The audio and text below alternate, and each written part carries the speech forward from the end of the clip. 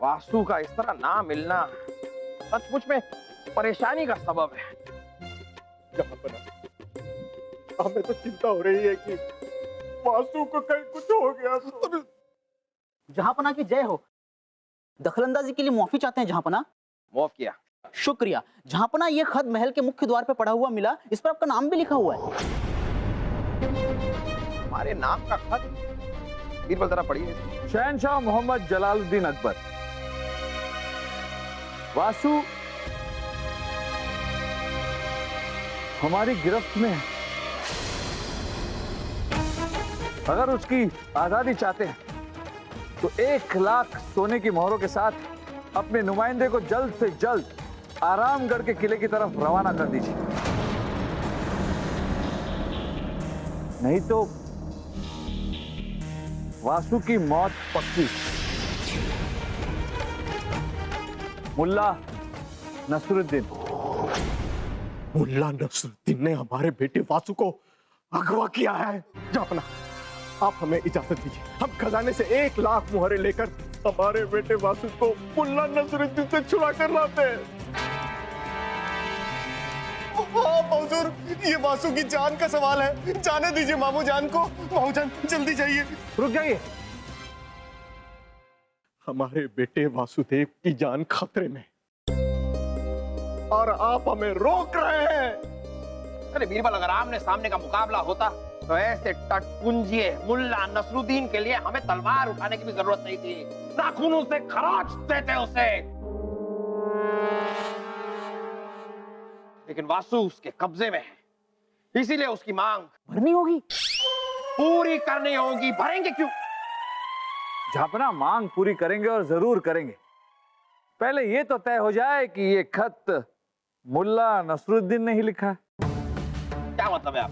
मतलब कुछ नहीं जहांपना, कि राजा बीरबल इधर उधर की बातें करके वक्त जाया कर रहे हैं। हमारे बेटे वासुदेव की जान खतरे में।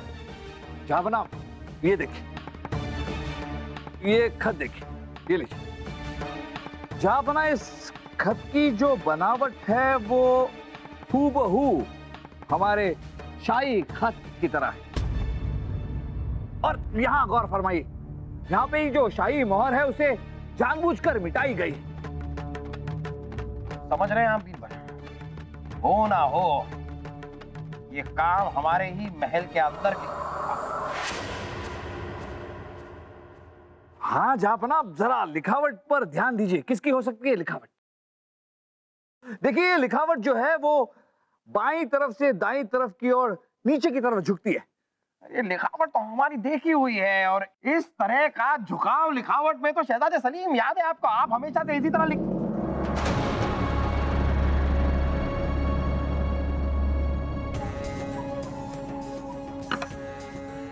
शहजादे सलीम, ये सब आपका किया हुआ है। नहीं, हुजूर, हमें माफ कर दीजिए, माफ कर दीजिए अब्बा हुजूर। ये दरअसल हमने इसलिए किया क्योंकि जब हमने आपसे गगनचुंबी मीनार बनाने के लिए धन मांगा ताकि हम उसके ऊपर आसमान के बीच में खुली हवाओं के बीच में वर्जिश कर सके, तो आपने मना कर दिया। इसलिए हमने इसीलिए धन ऐंठने का ये वाहियात तरीका ढूंढा। आपको पता है आपको इसके लिए सख्त से सख्त सजा मिल सकती है। रहम, रहम झापना, रहम। नाराज मत होइए शहजादे सलीम, ये बताइए कि वासु कहाँ है? हमारा बेटा वासु कहाँ है? ये देखिए इन्हें, देखिए, आपने इनके बेटे को अगवा किया है, लेकिन ये आपके लिए रहम की भीख मांग रहे हैं। किसे कहते हैं बाप? ऐसा होता है बाप। कुछ सीखिए। तो वो तो आपको सीखना चाहिए ना अब्बा हुजूर। कहाँ है वासु? वो यही नगर के बाहर जो शाही विश्राम गृह है उसी में आराम कर रहा है। आप घबराइए मत, वासु वहां पे खा पी के मस्त है, बल्कि उसका 2 सेर वजन भी बढ़ गया है। हमारा लल्ला जिंदा है। चलिए शहजादे सलीम, जल्दी चलिए। जाइए जाइए जाइए जाइए। आइए आइए। वासु दरवाजा खोल, हम हैं तेरे बड़े भाई सा सलीम। वासु, वासु देख हम किसे लेके आए हैं। अभी खोलेगा। वासु, दरवाजा तो खुला है मामूजान। वासु बेटा, वासु, वासु बेटा, अरे वासु। मामूजान आप इस कमरे में देखिए, हम गुसल खाने में देख के आते हैं। हाँ देखो देखो। वासु बेटा, वासु, इसके तो मजाक करने की आदत गई नहीं बेटा। वासु, वासु मामूजान, हाँ मामूजान, क्या वासु तो गुसल खाने में भी नहीं है। जहां पना, अब हमसे सब्र नहीं हो रहा है। हमारा बेटा वासु नहीं मिला तो। बलदेव जी, आपको ऐसा क्यों लगता है कि वासु हमें नहीं मिलेंगे? जहां हम ऐसा करते हैं कि हम 10 विशेषज्ञों की एक टोली बनाते हैं, फिर वो 10 लोग अध्ययन करके हमें बताएंगे कि हमें क्या करना है। उनके बताए हुए रास्ते पर हम विचार विमर्श करेंगे और उसके बाद जो विचार विमर्श का नतीजा होगा उसी प्रकार से हम काम करेंगे। दिमाग तो ठिकाने है आपका। पहले हम विशेषज्ञों का दल बनाएं, फिर उनकी राय लेंगे, फिर अमल करेंगे। इतना वक्त नहीं है जहां पना हमारे पास। पर यही बात जब मनसुख किसान ने आपसे कही थी तो आप उस पर भड़क गए थे बलदेव। हुजूर, हमें आज अनाज दिलवा दीजिए, हम भूखे हैं, हमारा परिवार भूखा है हुजूर। मालूम है तुम्हारे कागजात हमने बनने दे दिए हैं और 2-3 दिन के बाद कागजात बन जाएंगे और फिर 2-3 दिनों के बाद उसमें शाही मुहर भी लग जाएगी और उसके 2-3 दिन के बाद तुम आके अनाज ले जाना। अरे हुजूर, तब तक तो हम मर ही जाएंगे। तो फिर अपनी आत्मा को भेज देना। अरे मनु से सूरत लेकर हमारे पास मत आना, हमारे पास और भी काम है। मनसुख किसान का मसला अब तक हल नहीं हुआ है। अपना बात दरअसल ये है कि सरकारी गोदाम में जो अनाज है उसका हिसाब किताब रखना पड़ता है और कई जगह तो शाही मुहर भी लगानी पड़ती है और इन सब की वजह से थोड़ा वक्त तो निकल ही जाता है। और उस दिन हम अपने बेटे वासु के लिए बहुत चिंतित थे, इसलिए हम मनसुख पर बरस पड़े।